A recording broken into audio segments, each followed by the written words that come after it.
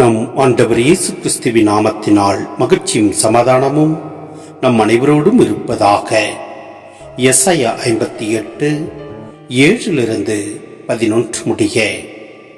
பசித்தோருக்கு உங்கள் உணவை பகிர்ந்து கொடுப்பதும், தங்க இடமில்லா வறியோரை உங்கள் இல்லத்திற்கு அழைத்து வருவதும், உடையற்றோரை காணும்போது அவர்களுக்கு உடுக்க கொடுப்பதும், உங்கள் இனத்தாருக்கு உங்களை மறைத்துக் கொள்ளாதிருப்பதுமன்றோ நான் விரும்பும் நோன்பு.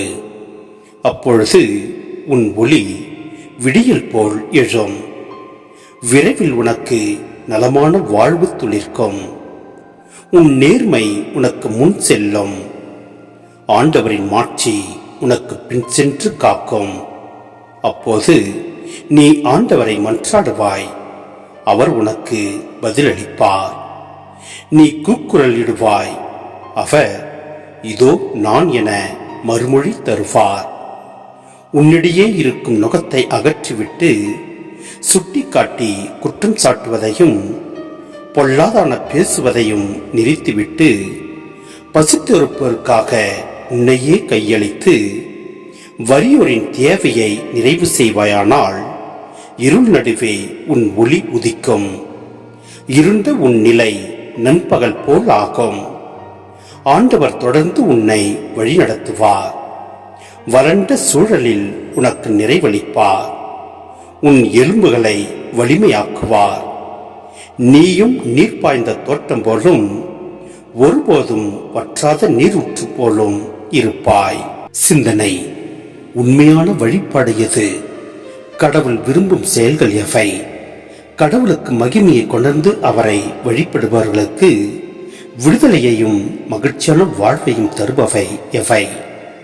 உண்மையான இறை வழிபாடு கோவிலுக்கு செல்வதிலும், உண்ணான் நோன்பிருப்பதிலும், கடன் திருநாட்களை கடைபிடிப்பதிலும் அடங்கியிருப்பதில்லை.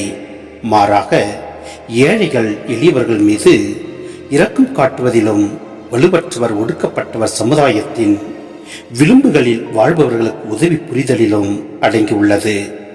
சுருங்க கூறின், கடவுள் விரும்புகின்ற ஒரு சமதர்ம சமுதாயத்தை உருவாக்குவதில் அடங்கியுள்ளது.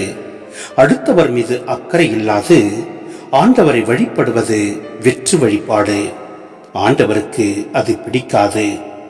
ஆம், நம் வழிபாட்டு முறைகளை ஆய்வு செய்ய இங்கு அழைக்கப்படுகின்றோம். ஆண்டவரை தேடி கோவிலிற்கு செல்வதிலும், கடன் திருநாட்களில் திருப்பலிக்கு செல்வதிலும், திருவிழாக்கள் கொண்டாடுவதிலும் மட்டும் நம் வழிபாட்டுகள் நின்றுவிட்டால் நாம் பரிதாபப்பட வேண்டியவர்கள்.